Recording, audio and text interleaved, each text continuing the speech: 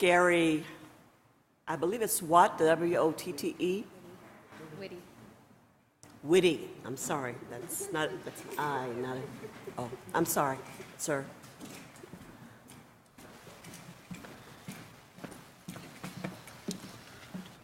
Hello, my name is Gary Witte. I live on the hilltop, the west side. I'm a retired United Church of Christ minister. I preface my remarks by stating that there are many fine officers in the Columbus Department of Police. I'm grateful for their service to our community.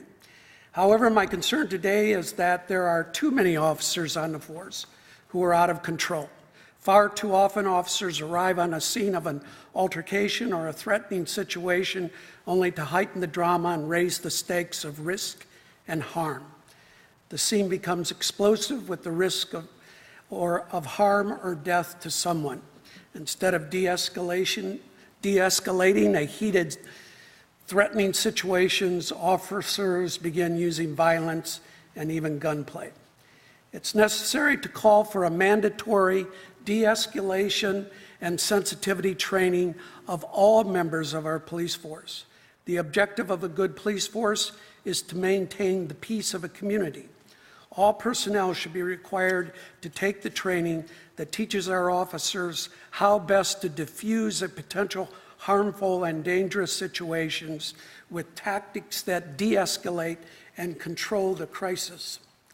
Lives can be saved and trust can be developed that our police force is truly in the business to serve and protect. The West Side is particularly challenging because the poverty and unemployment statistics in our community is high. Add to the mix the high use of dangerous drugs brings constant calls for police to intervene. We are also aware of the poor reputation of Sullivan Avenue has for the volume of sex trafficking and drug addiction of young women being prostituted on that strip. Yet it seems that our police force complicates the problem. I have witnessed police officers soliciting young women along Sullivan Avenue. I also hear many rumors from neighbors claiming that many of the known drug houses are owned by police officers themselves. Officer Andrew Mitchell is not the only police officer who owns several residences on the West Side.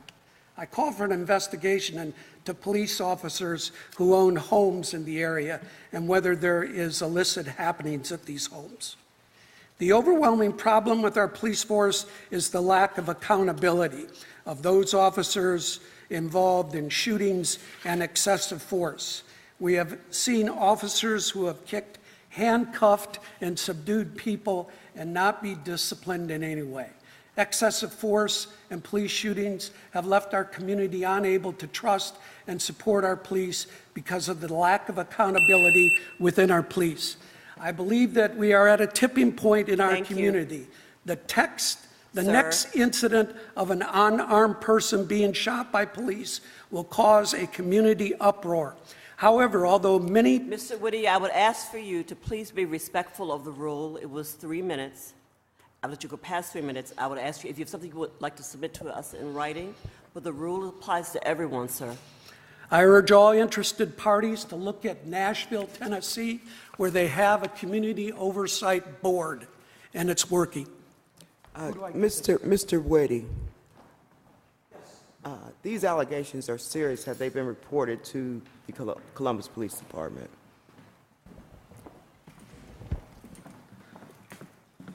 Yes, ma'am. Is that a question? Yes, sir. Yes, that's a question. Have the allegations you just raised are serious, and so have they been reported to the Columbus Police Department? You tell me where I need to report it. I'm only listening to people who are concerned that in the area there are police officers who own homes that are classified as drug homes, drug places. And that would be reported to Internal Affairs, sir. Yes.